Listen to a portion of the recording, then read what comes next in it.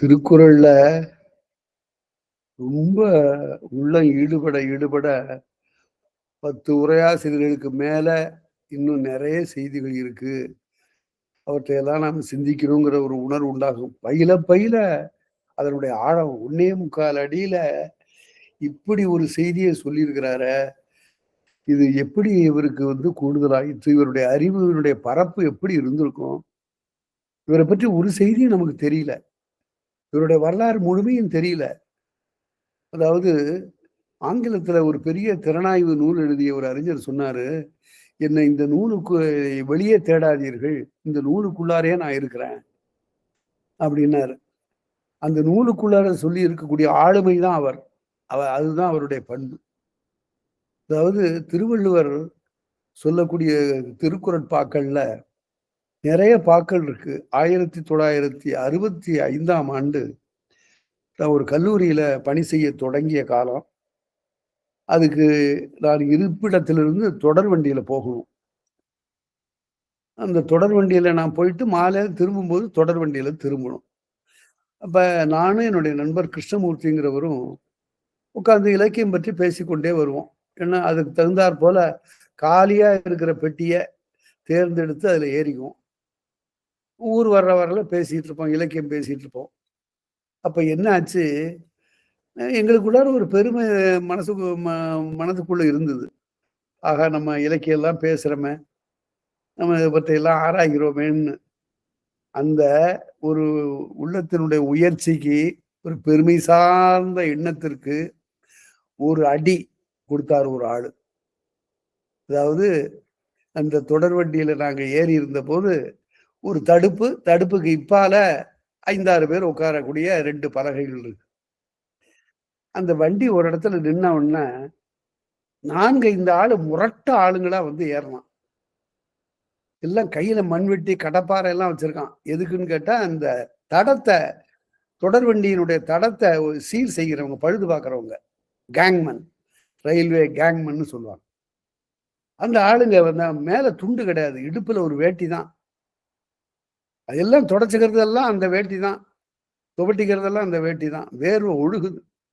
உள்ளார தூக்கி எல்லாத்தையும் போட்டுட்டு உட்கார்ந்த உடனே, நாங்க நெனச்சோம், இந்த ஆளுங்க வர்றாங்க. இன்னமே நம்ம இலக்கிய விவாதம்லாம் அவ்வளவுதான். அப்படின்னு நெனச்சுட்டு இருக்கும்போது, உட்கார்ந்த ஆள்ல ஒரு ஆள் கேட்டாரு, "என்ன ஆரம்பிக்கலாமான்னான்?" சரி சீட்டாட போறாங்க. அதான் வழக்கம். தொடர் வண்டியில சீட்டாடுவான் எல்லாரும். சீட்டாட போறாங்க போல இருக்கு. அப்படின்னு நெனச்சபோது, ஆரம்பிக்கலாம். எங்க விட்டோம் நேத்துன்னான். உடனே அதுல தலைவன் ஒருத்தன் இருக்கிறான். அவன் தான், "எங்க விட்டோம் சொல்லுப்பா" அப்படின்னான். உடனே 4 ஆள்ல ஒரு ஆள் சொன்னான், "உண்ணுதற்கோ உடைந்தது ஞாட்பினுள் நன்னாரும் உட்குமென் பீடு" அப்படிங்கிற குரல்ல நிறுத்துறோங்க அப்படின்னாரு. ஏப்பான்னு எங்களுக்கு திகைச்சு போச்சு. ரயில்வே கேங்மன் தொழிலாளிகள் திருக்குறளை பாடமா ஒரு ஆள் நடத்த, 4 ஆள் கேட்க, என்னமோ நடக்குது. நாங்க 2 காதுகளையும் கூர்மையாக்கி கேட்கிறோம். அதுல உடனே கேட்கிறாரு, அந்த தலைவர் கேட்கிறாரு, "நன்னார்னா என்ன?" அப்படின்னு கேட்கிறாரு.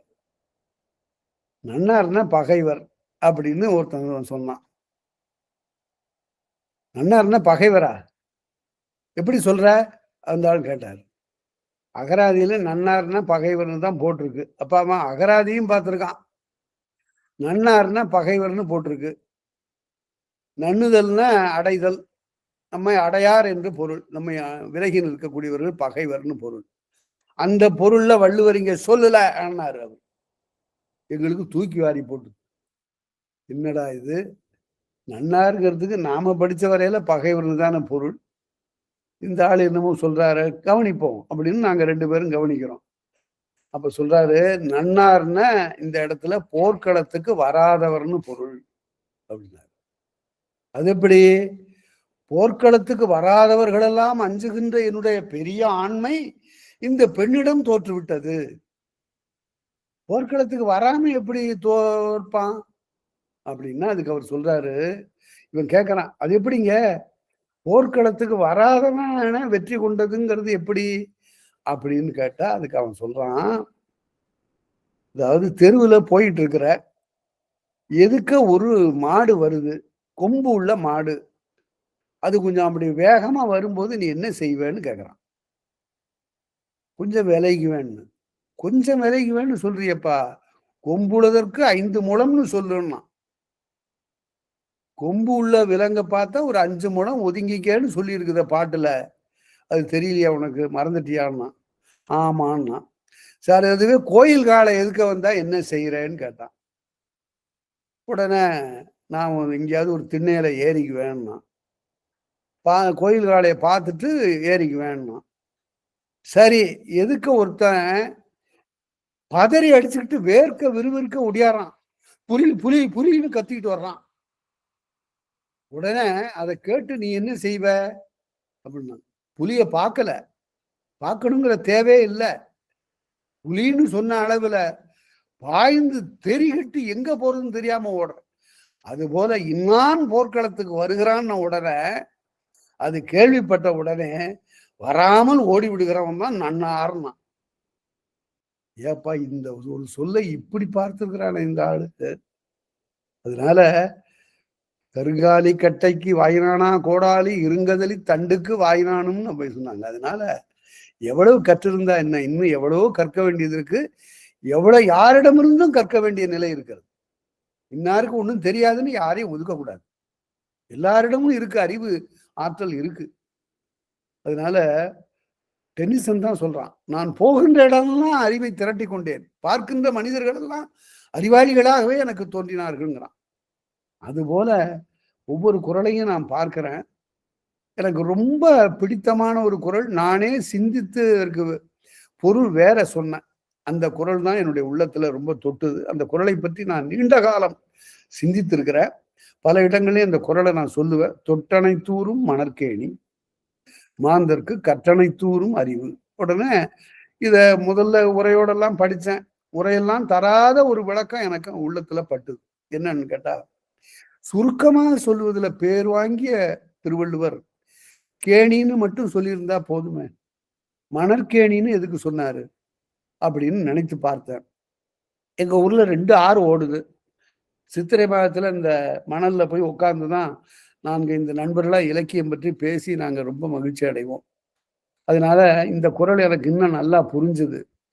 அப்போ ஒரு பெண் அங்கேருந்து வந்து ஊற்று தோண்டி இருந்தா. அவளை போய் பார்த்து கேட்டோம், தோன்றிய இந்த தண்ணி வந்து எவ்வளவு கிடைக்கும்னு.